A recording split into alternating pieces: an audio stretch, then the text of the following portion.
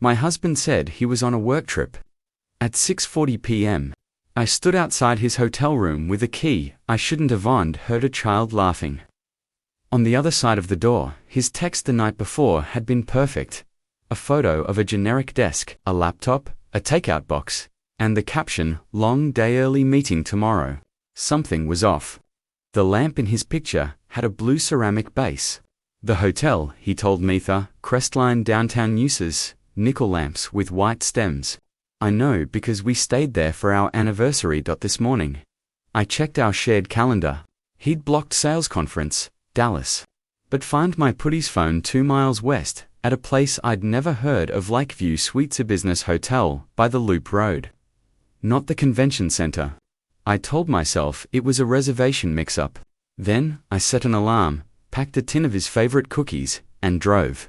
The lobby smelled like coffee and rain. A TV looped a news channel on mute. I gave the front desk a calm smile and set down a small gift bag. "My husband is a guest," I said. "Could you make sure this goes to his room?"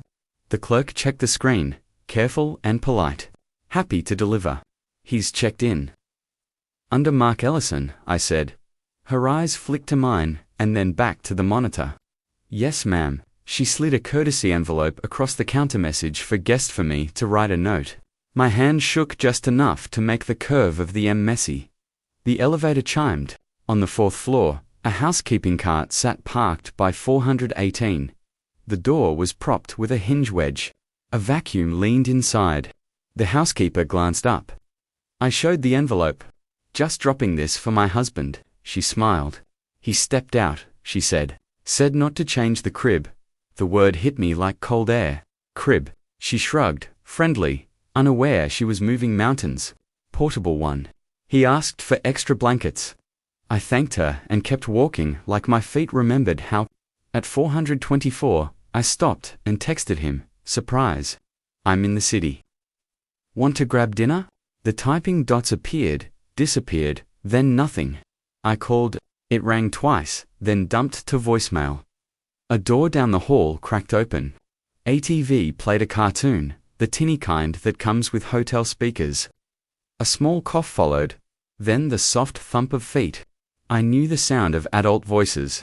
This wasn't that. I slid the envelope into my bag and looked at 426. His room number on the message envelope sticker. The door was closed. The Do Not Disturb tag hung backward like a mistake. On the floor, just visible under the threshold, a rectangle of light. Shadows moved across it, small and quick. Before we continue, please subscribe to the channel and write in the comments about which country you're watching this video from. Enjoy the story. I took a breath, pressed my palm flat to the door, and knocked twice. Silence. I knocked again. The latch clicked. The door opened 2 inches, and there, next to a black suitcase I recognized as Mark's, sat a tiny pair of light-up sneakers and a dinosaur backpack with a name stitched in blue. The door opened 2 inches. A small face appeared in the gap, brown eyes, flushed cheeks, a smear of applesauce near his mouth. He looked at me the way kids look at elevators, curious, ready to run. "Hi," I said, soft. "Is Mark here?" He tilted his head, thinking, "Daddy went to get juice." Daddy. My mouth went dry. "Is your mum here?" A woman stepped into view behind him, late 20s maybe, hair in a loose bun, wearing a hotel sweatshirt that wasn't hers. Her eyes did a quick sweep my coat. My tense hands, the envelope still clutched like a prop. "Can I help you?" she asked, guarded. "I'm Alina," I said. "Mark's wife." Silence. Then, a small sound I couldn't name. The woman's face changed the way skies do. Clear to storm in one blink. She pulled the boy gently behind her and opened the door wider. "I'm Leah," she said. "You should come in." The room smelled like citrus cleaner and kid cough syrup. A humidifier hummed on the dresser. The crib was open on one side, like a tiny daybed, stuffed animal dinosaurs lined up too neatly to be done by a child. On the desk sat 2 keycards, Mark's black suitcase, and a stack of pharmacy receipts. A cartoon played low on the TV with captions on. I didn't sit. "How old is he?" 3, she said. "His name is Caleb." Caleb clutched the dinosaur backpack with both hands and watched our mouths. He had the delicate cough of a kid getting better or getting worse. A box of pediatric inhaler spacers sat half open by the TV. My phone vibrated in my Paquita text from Mark, running late. Love you, don't wait up. I switched it to silent. Leah moved a pack of wipes off the foot of the bed. I didn't know what you knew, she said, voice low. He said he told you. He said sales conference. I said, he said Dallas. We're not in Dallas, she said. A humorless smile. You figured that out? I looked at the receipts. Urgent care, antibiotic, insurance, self-pay. On the signature lines, Mark Ellison. Under relationship to patient, someone had printed father. Heat climbed my neck. How long? Leah didn't flinch. We met 4 years ago, she said. He helped me move. He helped a lot. I thought you knew about the financial stuff at least. My voice came out thin. What financial stuff? The trust, she said. The one he set aside for Caleb. He said it was for needs only. Rent when we had nowhere. Doctors, he sent money when he could. He said he was fixing things. Fixing. The word rattled inside my ribs. Caleb coughed and Leah moved without thought. Rubbing his back, counting a breath, checking the spacer like a ritual. He leaned into her palm. She was real, in a way lies aren't. Footsteps in the hall. A key scraped at the lock like a match head. Leah's eyes shot to the door. Mine did too. Do you want me to leave? She asked, quick and quiet. Or stay? The lock turned. The handle pressed. The door opened. Mark stepped in with a brown paper bag. Rain on his jacket, and surprise on his face that curdled into something else when he saw me. He blinked like he'd walked into the wrong life. Alina, he said, breathless. What are you? Caleb squealed, happy and unaware. Daddy. Mark flinched at the word, and then gathered the boy up, because his body knew before his mouth did. The paper bag crumpled in his other hand orange juice. A pharmacy bottle, a tiny dinosaur sticker peeking from the fold. I stared at the bottle label and the name printed there. Caleb W. Ellison. Not a secret hotel. Not a conference. A family I didn't know I had. My voice came back in pieces. We're going to talk, I said, steady enough to hear. All of us. Thunder rolled over the loop road, like a stamp of approval or a warning. Mark set the bag down and didn't meet my eyes. Leah stood very still, one hand on Caleb's shoulder, waiting. I closed the door with my palm, turned the deadbolt, and made the room small on purpose. Mark didn't put Caleb down right away. He stood there with our lives in his arms, eyes moving from me to Leah to the humidifier's blue light. How long? I asked. He looked at the carpet. 18 months since I knew for sure. 3 years, if you count when Leia called, the first time. Leia didn't flinch. He sent a test kit, she said. We did it at my sister's kitchen table. It came back 99.9%, he cried. Then he said he'd fix it, without ruining you. By lying to me, I said. He flinched at lying more than at son. Caleb wriggled down and plopped onto the bed with the dinosaurs. The cartoon murmured about a lost rocket. His cough rattled once, then quieted. I pointed at the pharmacy stack. What is he on? Amoxicillin, Leah said. Ear infection and a cold. The urgent care said watch his lungs. The hotel's cleaner than my place, so Mark got us a room for 2 nights and stayed nearby. Mark pulled a fat envelope from his bag and set it on the desk like a confession. There's more, he said. Transfers. A small trust. It's not big, just what I could save. I didn't use our joint account. I took freelance projects. Sold my motorcycle. He slid open the envelope. Inside were copies bank wires with Caleb's support in the memo. A paternity test report, emails with a lawyer about custody mediation. A court notice peered out from the back. Pre-hearing conference, January 12th. You were going to tell me. When?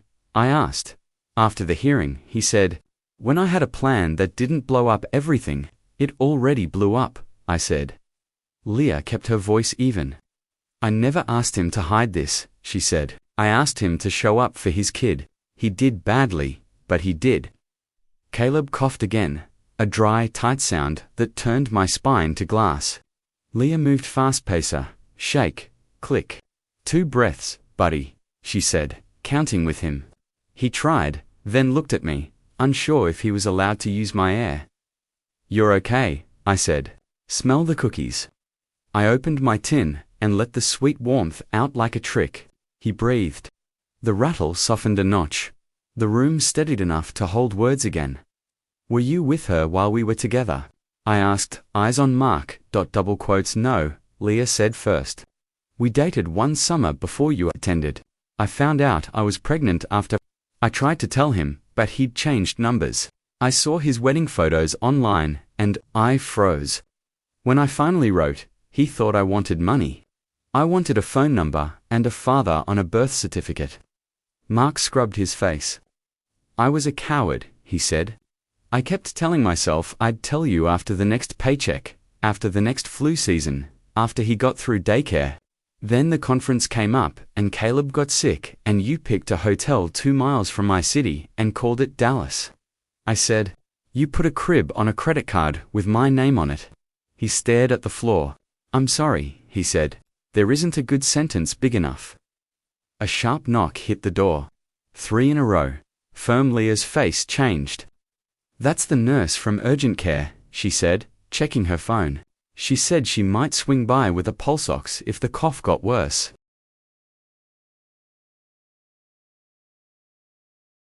Mark opened the door. A woman in navy scrubs stood there with a small case and Rain on her shoulders. I'm Rena from Lakeside Urgent, she said, scanning the room in one practiced sweep. You must be Caleb. Caleb lifted the fox on the bed as if it were his ID. Rena smiled and clipped a tiny monitor to his finger. The number blinked. 92. Then 91. Her smile thinned. We're not loving that, she said. He's working harder than he looks. Leah's hand found Caleb's back. Mark's found the edge of the desk. Mine found the handle of my overnight bag without thinking. What do we do? I asked. Drive him, Rena said. Children's ER is 7 minutes. I'd go now. Mark looked at me like he was waiting for permission that used to be automatic. I picked up my keys. I'll drive, I said. Leah ride in the back with him. Mark call ahead and hand them the meds list. Then you and I are going to finish this conversation with a lawyer and a calendar. Thunder rolled again, closer. Rena packed her kit and held the door. We moved, crisp, quiet, fast. Caleb's little shoes flashed once when he hopped off the bed and grabbed my hand without asking. The elevator bell dinged. Somewhere below us, a lobby television smiled at the weather. My husband's work trip had turned into a hallway. I didn't know I could walk, and the next door would open at the ER. Rain chased us to the curb cut. I parked under the red emergency sign, and we moved fastly, carrying Caleb, me shouldering the door, Mark hauling the bag. Automatic doors breathed warm air and bright light. Triage was a clean square of questions. Name, Caleb Walker Ellison. Age, 3. The nurse clipped the pulse ox to his finger. 91, dipping to 89 when he cried. She didn't scare him with it. Smell the cookie, she told him, and he tried. 90. Any allergies? Leah answered. Milk gives him hives. Insurance? The registrar asked, already typing. Mark swallowed. Blue View Advantage. Employer plan. The registrar's eyes flicked to the screen. We have an active dependent Caleb since May. She printed a wristband. Her voice stayed neutral. The fact did its own work. I remembered the spring pay stubs with a higher deduction and his throwaway line about open enrollment glitches. The lie had a date now. A curtain opened. We were led to pediatrics. 6 cartoon whales on the wall, a tiny blood pressure cuff. The resident introduced herself. Dr. Patelkam, young, kind. He's working a little to breathe, she said after one look. We'll do albuterol with a spacer, maybe a second round. If his oxygen stays under 92, we'll add blow by oxygen and a chest x-ray. Leah nodded, already lifting the spacer. Mark handed over the meds list like a student turning in homework. I stood at the sink and washed my hands until the water turned hot enough to feel real. Caleb tried 2 slow breaths. 3. The rattle softened. 92 climbed to 94 and settled at 93. Dr. Patel listened to his back. Viral bronchiolitis, she said. Common, miserable. You did the right thing coming in. A social worker appeared with a badge and tired gentleness. I'm Mara, she said. I help families with all the things. She glanced at the three of us and didn't flinch. Who's staying overnight if we need to admit? I am, Leah said, before Mark could answer. Good, Mara said. We have cots for caregivers. There's a parent kitchen. Coffee is terrible, but it's hot. Mark glanced at me, a silent question he didn't earn. I kept my eyes on Caleb. He held the fox to his chest and looked from the monitor to my cookie tin like he was choosing a planet to live on. Do I have to be brave? He asked. You already are, I said. Dr. Patel returned with the X-ray cart just in case. The monitor beeped. 93, 94. The room exhaled by degrees, while the tech positioned the plate. Mark's phone flashed boss. He hesitated, then silenced it. Another buzz. Attorney January 12th pre-hearing. I watched the words without reading the message. They'd be read aloud soon enough. Mara crouched to Caleb's level. Do you like stickers? She asked. He nodded. She handed him a sheet of planets. He peeled Mars off and stuck it to my sleeve with fierce concentration. When the X-ray was done, Dr. Patel studied the screen, then let her shoulders drop. No pneumonia, she said. We'll keep him for observation a few hours. If his SATs hold above 92 while he sleeps, you can go with strict return precautions. Otherwise, we'll admit. Leah's breath shook out. Mark sat down like his legs remembered gravity. I stepped into the hall with him. The humming vending machines made a thin chorus. I kept my voice level. Here's what happens next, I said. You email me every document. Tonight, you tell your boss you're not in Dallas. Tomorrow at 9 I meet with a family attorney. You will be there. We separate finances today. You tell your parents yourself by Sunday, or I will. He nodded once, like someone taking a sentence from a judge. Okay, he said. I'll do all of it.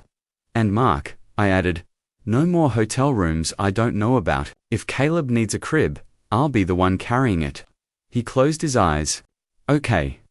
Back in the bay, Caleb was drifting, fox under his chin, oxygen 94, and climbing. Leah sat with a hand on his back, counting breaths without looking at the monitor. She looked up at me. Thank you, she said. For driving, for not exploding. I'm not a bomb, I said. I'm a list. Dr. Patel dimmed the lights. We'll check him again in 20, she said. If he holds, you go home. If not, we'll keep him and make it boring. We all nodded like boring was a thing to pray for. Caleb's fingerlight glowed small and steady. The storm worked the windows. Somewhere down the hall, a baby cried and a nurse laughed softly in the same breath. I sat in the chair by the bed and opened my phone not to rage, but to write names, times, boundaries, a plan. If the first door tonight opened on a lie, the next one would open on paper, and paper, signed in ink. Does not forget. At midnight, the monitor steadied at 95, and stayed there. Caleb's breathing turned slow and heavy. The kind of sleep that makes adults watch and count anyway. Dr. Patel came back with a discharge packet and a loaner nebulizer.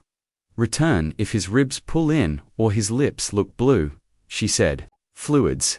Rest. Follow up with pediatrics in 48 hours. Mara slid a few cards across the tray.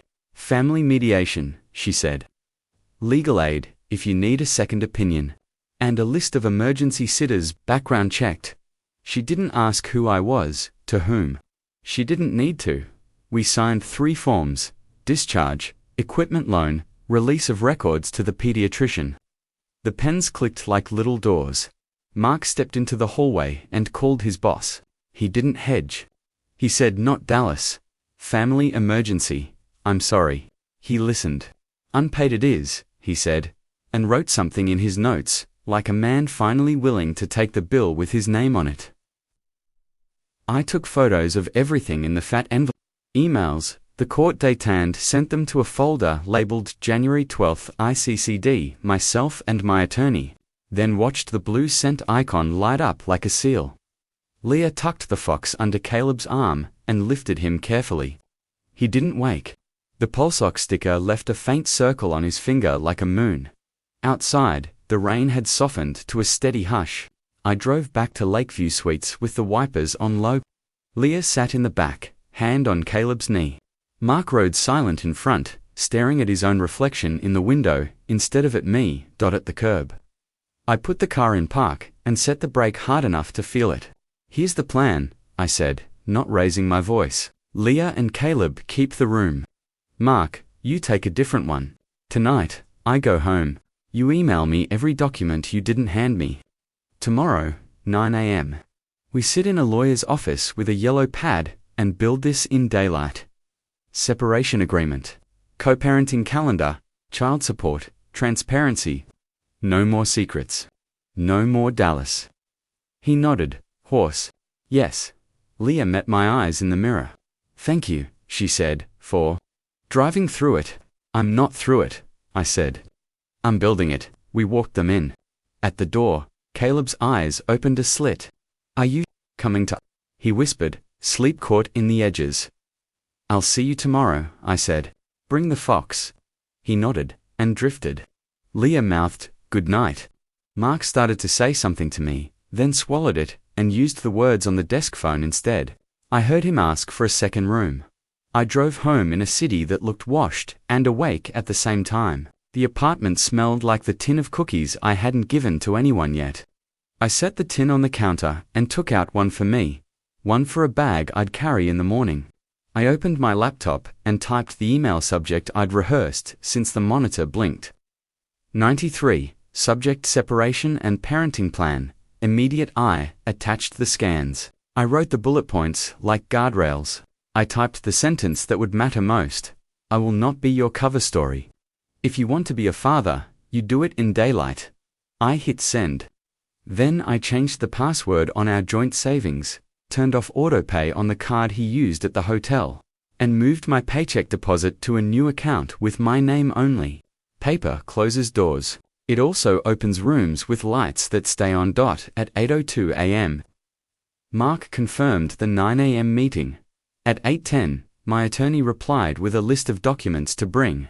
At 8:17, Leah texted a photo, Caleb Messyhead Fox under his arm. Nebulizer mask, in place like a small astronaut. Breathing okay? Thank you. A planet sticker was still on my sleeve from the night shift. I left it there by noon. The lawyer's conference room was full of files, and the kind of silence that lets pens make weather. Mark signed where he had to. I initialed where I needed to. Leah waited with Caleb at pediatrics and texted vitals like coordinates. 98.2 temp. 94% at rest. Ate a pancake. When it was done, I walked out into a day that smelled like wet pavement and paperwork.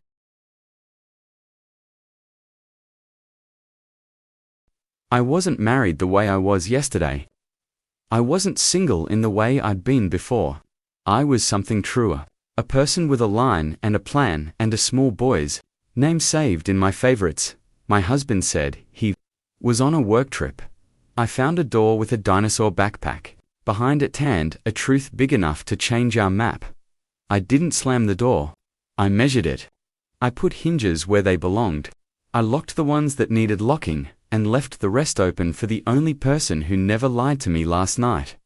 When a child laughed on the other side of the door, the story didn't end. It started. Tomorrow, I'll bring the cookies to the waiting room and a pen. Paper remembers, and so do I.